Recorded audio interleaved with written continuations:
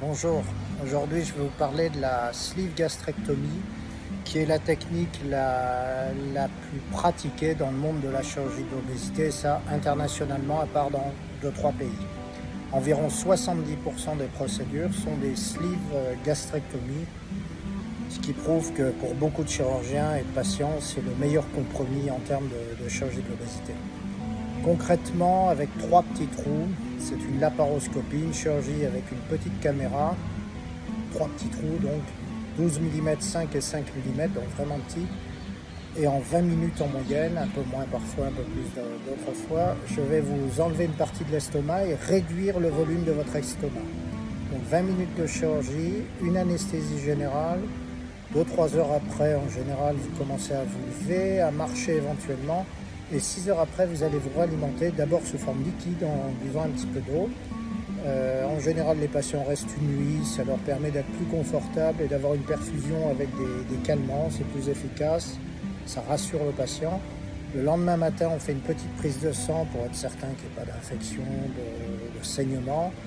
Et ensuite, vous rentrez à la maison avec un régime qui est globalement le même que j'adopte pour toutes ces chirurgies. Pendant 2 semaines, vous serez uniquement avec des liquides, ce qui passe mieux, force moins sur la cicatrice de la rangée d'agrafes.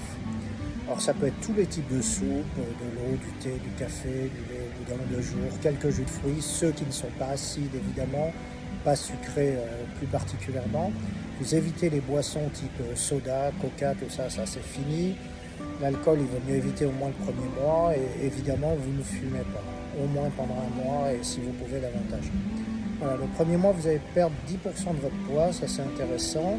Après cette première phase liquide, de 15 jours, vous allez passer la phase mixée. Des purées, c'est un peu l'alimentation qu'on donne à des petits bébés. Et après ces 15 jours de purée, vous passerez au solide. Donc, comme je vous le disais, en un mois, 10% de votre poids va partir en moyenne, c'est-à-dire que si vous faisiez 120 kg, vous allez perdre 11, 12, 13 kg le premier mois, des fois un petit peu moins, des fois un petit peu plus. C'est pas un souci. En parallèle, vous prendrez des vitamines, et ce pendant un minimum de 9 mois, voire une année. De la même façon, vous sortirez avec un traitement qui est le meilleur antalgique pour l'estomac. Avec ça, on a moins mal et qui lutte contre l'acidité. Ça peut être de l'inexium, du Nopril, de l'oméprazole, etc. Ce genre de médicaments.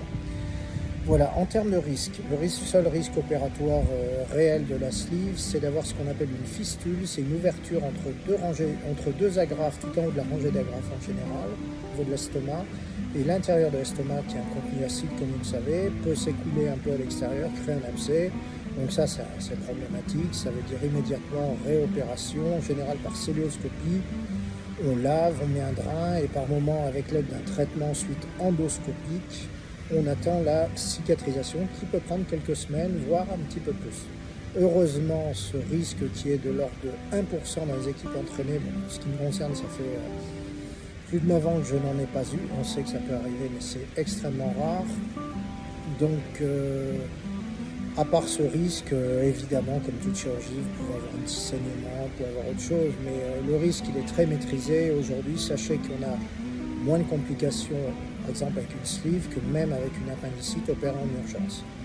Donc c'est ce qui fait que le rapport risque-avantage de cette chirurgie est très en faveur de l'avantage et c'est pour ça qu'aujourd'hui la sleeve est pratiquée un petit peu partout.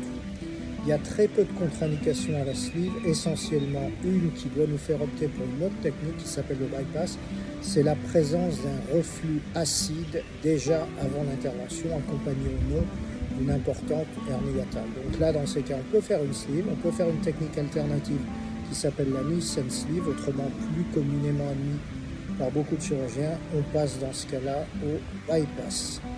Voilà pour la sleeve.